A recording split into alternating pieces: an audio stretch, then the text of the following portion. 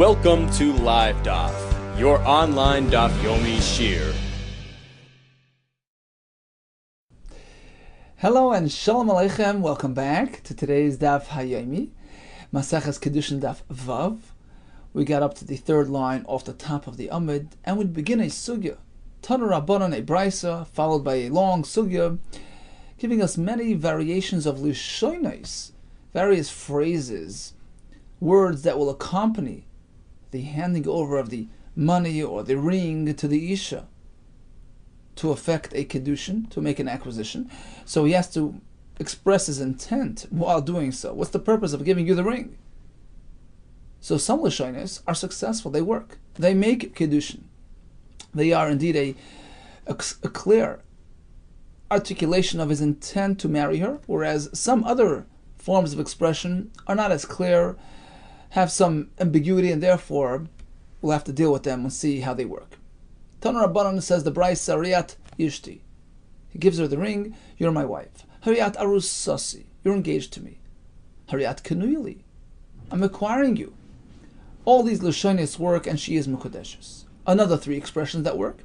Hariyat Chali, you're mine, going forward. Hariyat Birshusi, you're in my domain. Hariyat Zakukali, you're bound to me.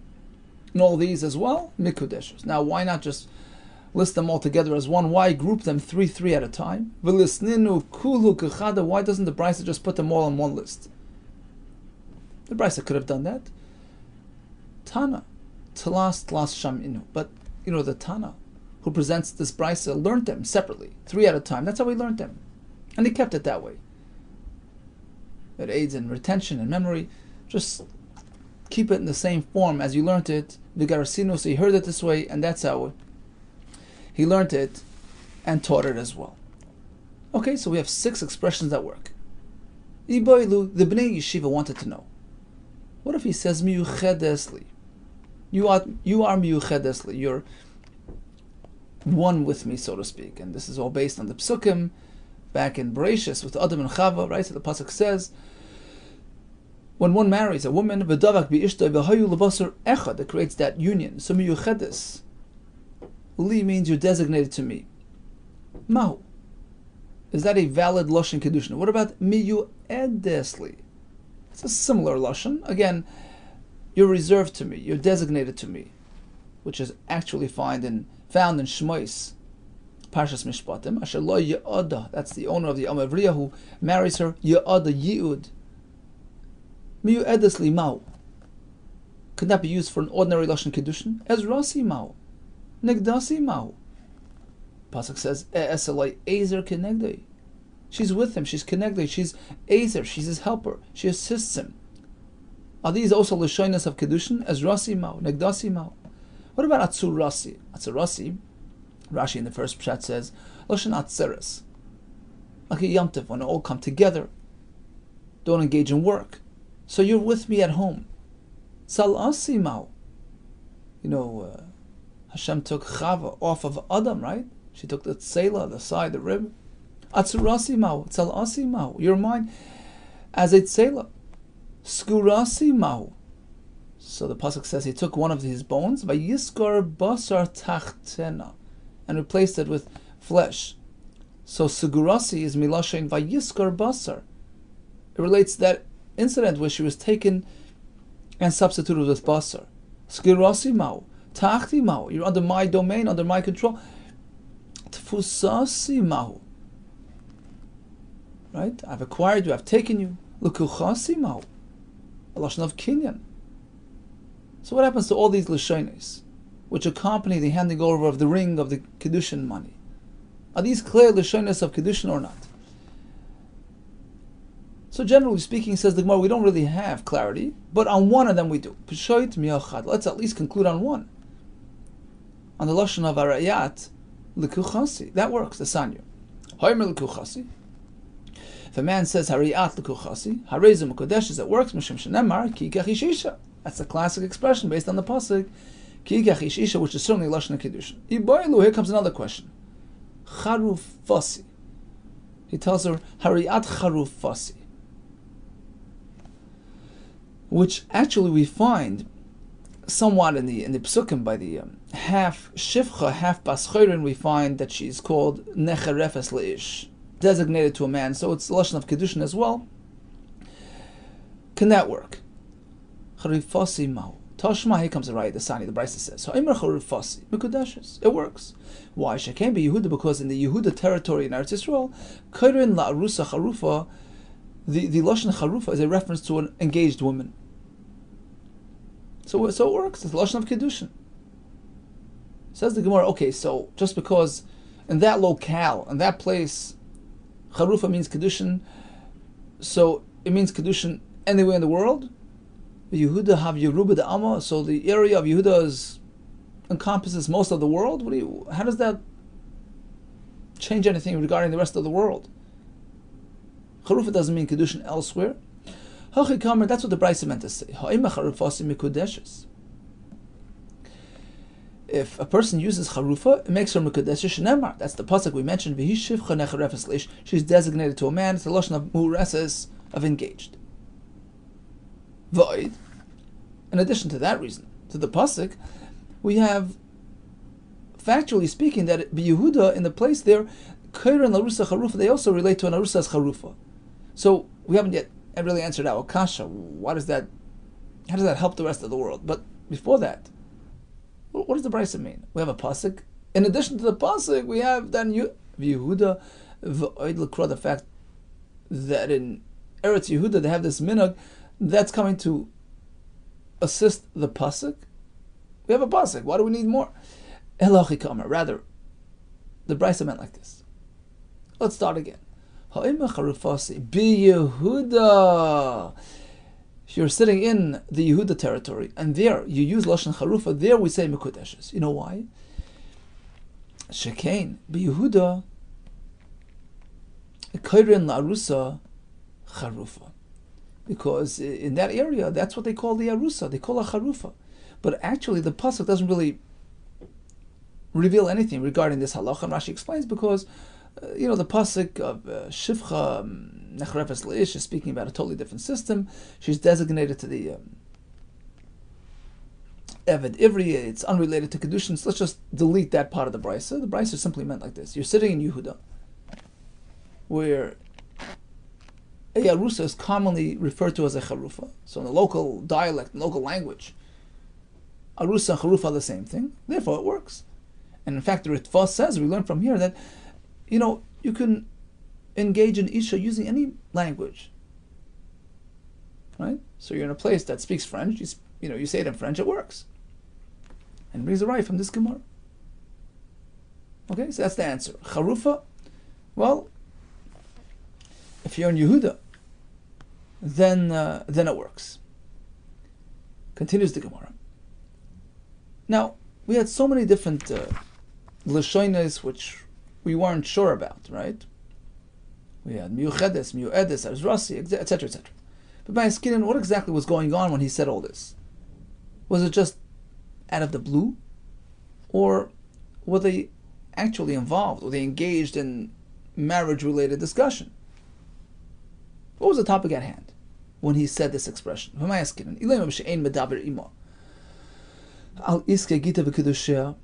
they totally not conversing about the topic of Kiddushin? The Gemara puts in Gita because we had Lashonis of Get as well, discussed yesterday. But today we'll focus on Kiddushin. So if they're not on the topic, then Mina Yada Maika Amarla, how would she know, what he had in mind? Right? So even if these Lashonis can perhaps indicate Kiddushin, but if they're not on the topic, not discussing marriage, then just saying yu'edes or zrasi, it doesn't mean much. If you're on the topic and you just throw in that word, okay, context, in the context of the discussion, it makes sense. But just out of the blue, there's no havamim, there's no reason to think that it means Kiddushin. How would she know? How would she have an inkling what he had in mind?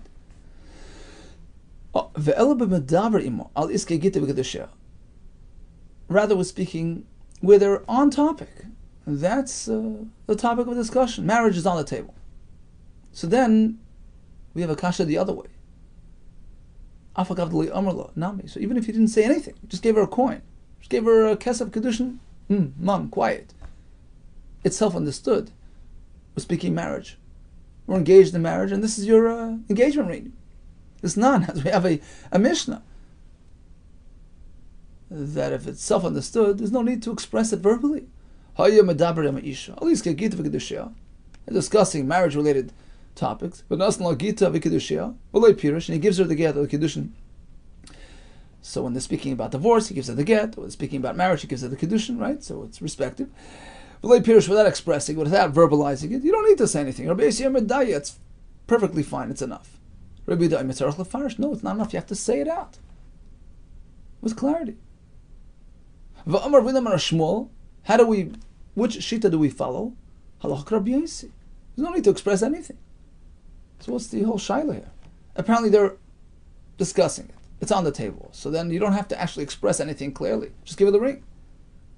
Amri, so the Bnei HaYeshiva responded.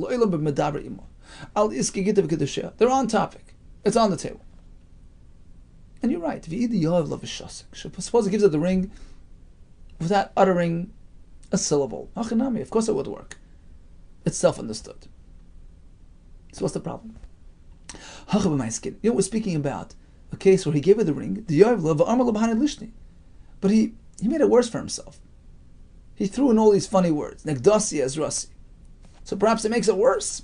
It acts to his detriment. You didn't have to say anything, but why do you say these silly things?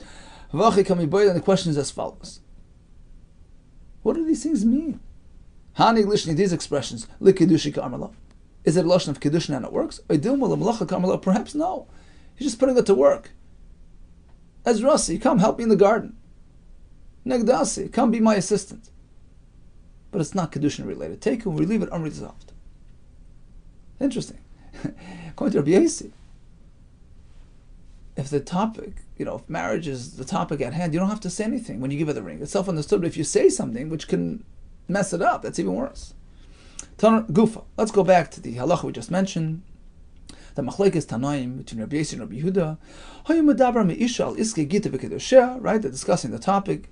And he gives her the item without expressing anything. Rabbi Yehuda, it's enough. Rabbi Yehuda, you need a verbal expression as well. Amr Vidam Shmuel.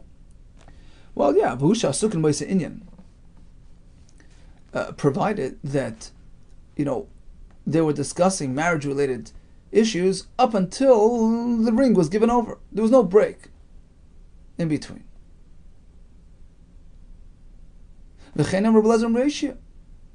Yeah, that's a precondition. It's not enough that they were talking about it an hour ago. There has to be an ongoing, uninterrupted topic of discussion up until the giving of the ring. But actually, it's a machlekes tanoim. Whether they could be during a break or not. It only works. Giving the ring silently only works when they were still right in the middle of the topic, right in the middle of the sugya. No, even if they took a break, it still works. Now, the Gemara is going to ask sort of a blank question. What do you mean? They stopped talking about it. How does she know? How does she know what he has in mind? Amar Abaye me'inyan le'inyan. We mean to say like this. They started with a very serious marriage, related topic. Basically, they were speaking about marriage directly. Direct reference to marriage. And then they went off topic. They veered off a bit. Finances, places to live, etc. So they got off, the main topic, and they went off to some sort of tangent. From topic to topic, but under the umbrella of marriage. It was still somewhat marriage related. And then he gave her the ring silently. Says Rabbi Shimon, it works. Whereas according to Rebbe, no. You need a 100% unambiguous, clear-cut expression of kiddushin. So even a silent handing over the ring can work, provided They were speaking marriage, strictly marriage. But any other, even a marriage-related topic doesn't work. Amar Rabbi Yehuda Shmuel, we had this before, Rabbi Yossi, that you don't have to be mefarish kiddushin provided they're on the topic. Amar li Rav Yemer li Rav Ashi. I have a question. Amar Rabbi Yehuda Shmuel.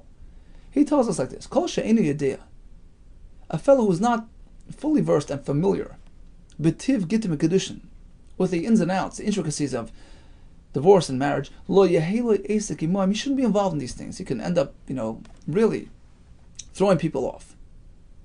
So let's say he knows everything, but not this particular halacha that we just learned. What if he didn't hear this halacha of Ravuna Bar Shmuel that we pass on Rabbi Yossi in this regard? Is he missing important information which precludes his involvement in Gittin v'Kiddushin? Amrli, he says, yep, enechanami, 100%. This is a very crucial halacha that he must know before engaging in Gittin v'Kiddushin related matters. V'chein b'gerushin, and we had this Gemara yesterday. Shmuel tells us that regarding gerushin, Nasan Lagita gives her the get. V'amarli tells her re'at metet mushalachas, re'at megureshes, re'at meteres l'chol adam. All these expressions are expressions of divorce, and in fact, hariyi megureshes. Now here comes a Gemara which we actually had very short time ago, at the end of Maseches Gittin. Pshita, the halacha in the following case is very clear. If you use the wrong expression, husband gave wife the get. Nasan Lagita. V'amarli tells her, v'amarli ishtay, hariat baschern. You're going free. That's not a lashon used by a wife. That's by an eved. By a shifcha, it doesn't work.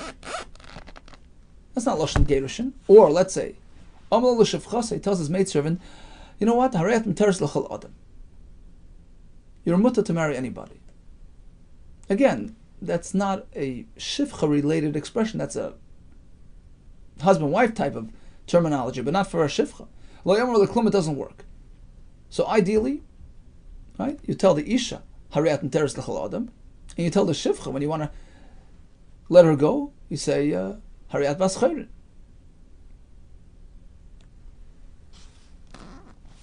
Rashi says, well, even though the shifcha, when she goes free, she can marry into the community, that's not called Harayat m'teres l'chol adam, because up until then she can marry an eved, which she can't do when she's released. So basically, these lashonos don't work. What about the following question? Amal Ishtay tells his wife upon divorcing her, Harayat la'atzmich, you're on your own. Mahu, does that work? Mi amrinan, shall we say, lo malacha kamarlo? Perhaps he meant that going forward you keep your check, your earnings, instead of giving it to me. Or perhaps la'atzmich means you're totally independent, you're free to go, you're divorced. So which way is it? Amal Rabbeinu Rav Ashi Toshma, I'll prove to you that it works. It's not. We had a Mishnah. Gufay shall get shichur.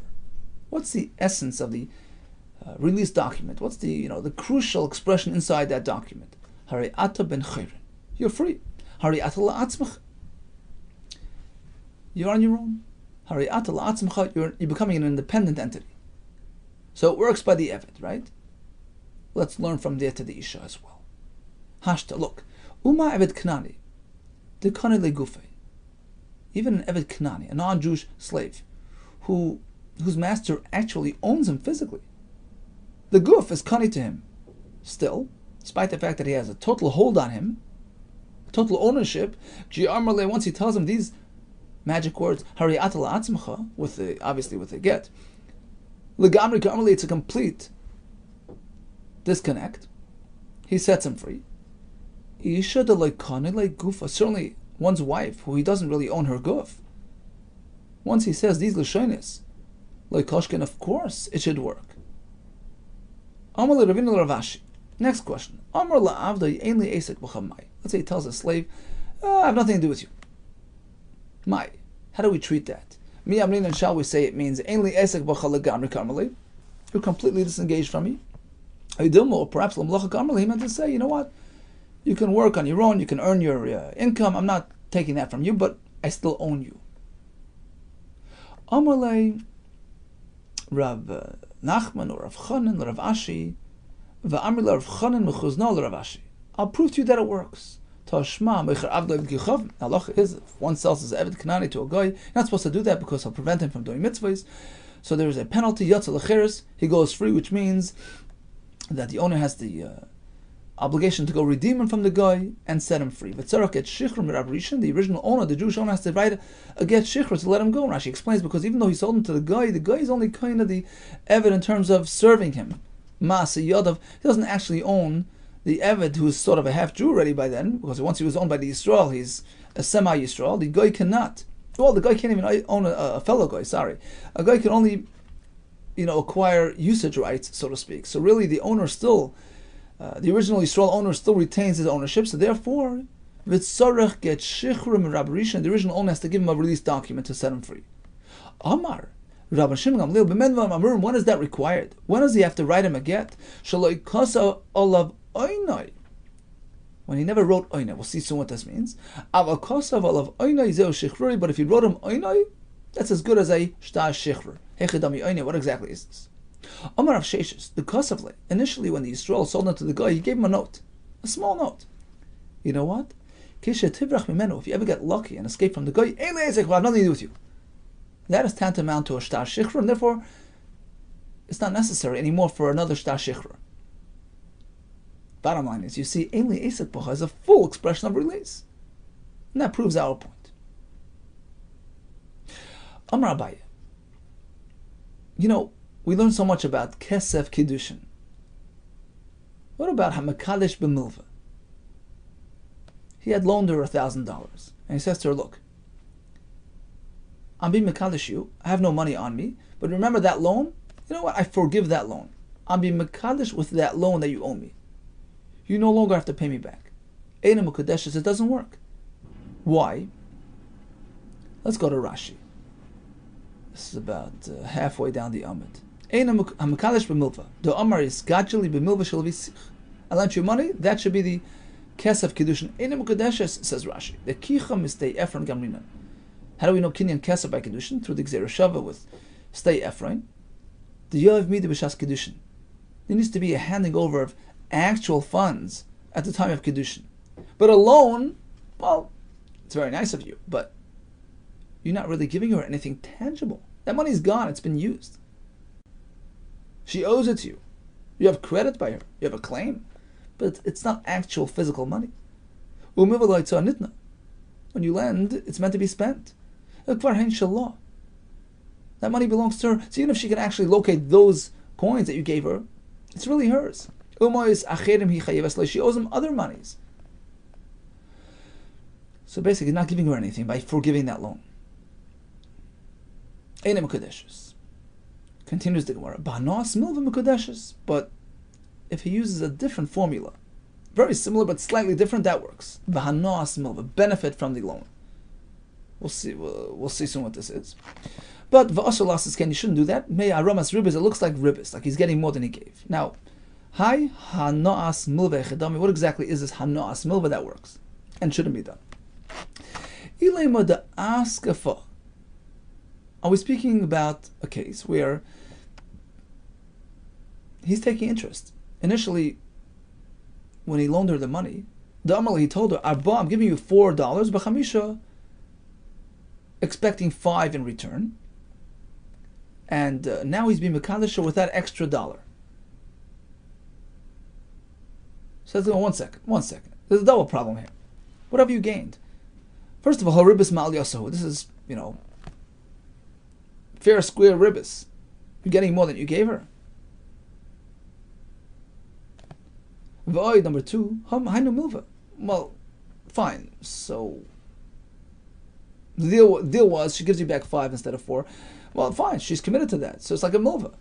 So foregoing that is just as bad as foregoing the loan. It's not any better. Why would it work better than a loan in terms of Yimekadish?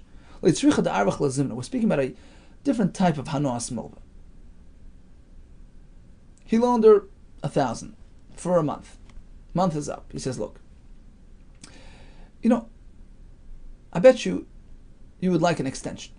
How much would you be willing to spend, to get somebody to advocate on your behalf, to convince me to extend the term, to extend the loan, for another month?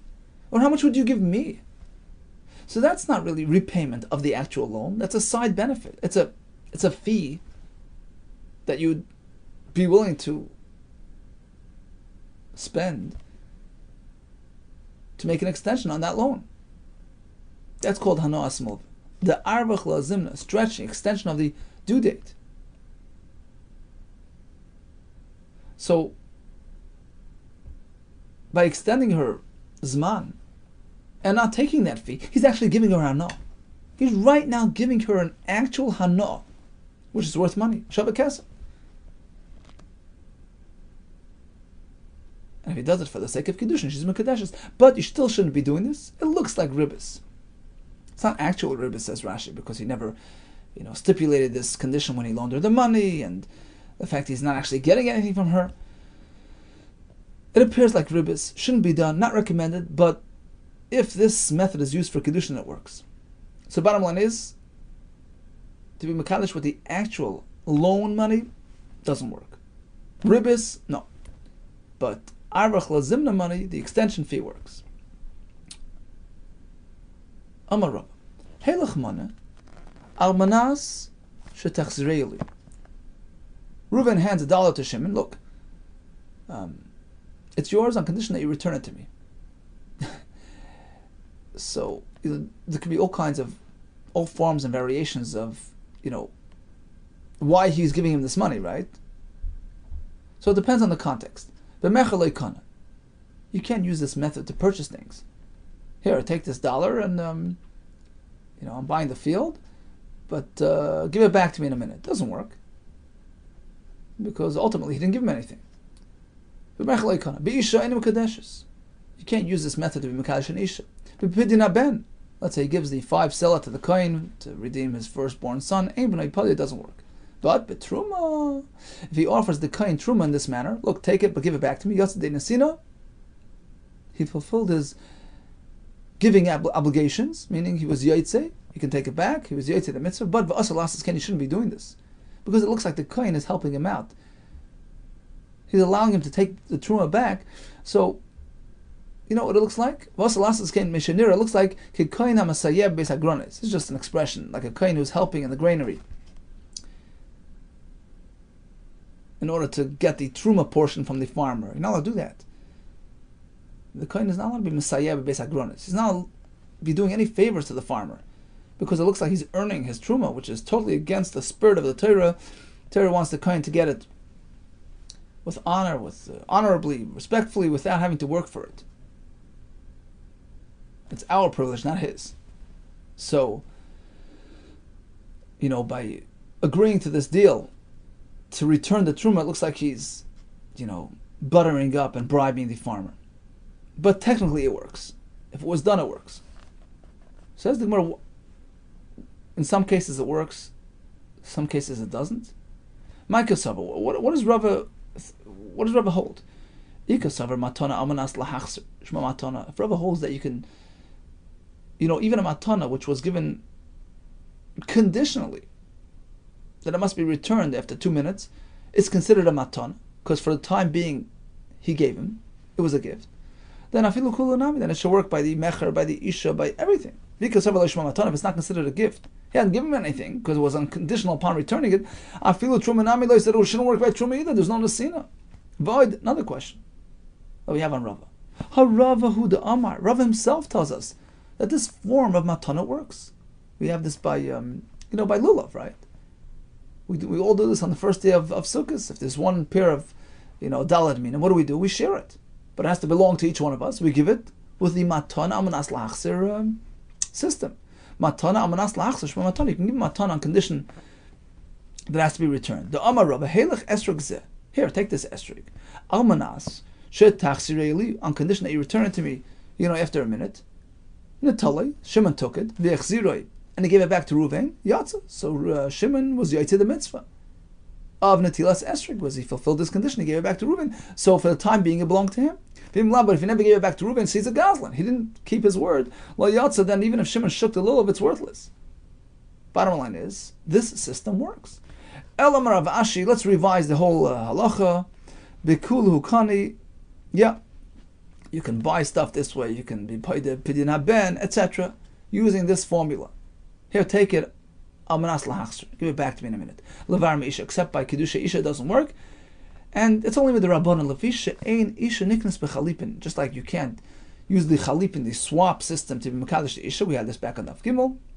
So over here, giving and taking right back looks like you're just making a swap, because basically that was the derech for Kinyan Sudar. They would do that. They would take a handkerchief, give it to you for a minute in exchange for the field, but then he would take back the handkerchief. It's just like a short-lived nesina. So this type of transaction looks very similar to that, and we don't want people to get confused, so we don't allow it to work with the Rabbanim. He told Rav Ashi, who came up with this solution to Rav's halacha, he says, actually, Rav himself, the correct version in Rav himself is as you said. Actually, we learned that Rav himself said his halacha, presented his halacha exactly the way you explained it, that matana malachsa is a perfect legally valid matana, except by Isha we don't allow it to work, as we explained. Okay, so let's quickly chazah today's daf. We have Lashonos of Kiddushin which certainly work 100%. Some of them are Safik. Some only work where they have the meaning of Kiddushin, like in Charufa and Yehuda. We had a shaila about future husband and wife discussing marriage-related topics, and then we have the handing over of the Kiddushin without anything said. Rabbi Yehuda says it doesn't work. Rabbi Yossi says it does work, and that's how we paskin. Well, we have another machlekes within that. How close to the actual handing over of the ring do they have to be discussing actual marriage? We have machlekes. We had Lashonos that work by the Isha, not by the Shifcha, and vice versa. And Abaye's Chiddush to Mekadosh b'Milva. It's not a tangible kesef to give, it doesn't work, but Hanoas Milva does work. And the conclusion was that Matana Manas Lahachser works everywhere except for Kiddusha Isha. Hatzlacha Rabbah to you, and all the best.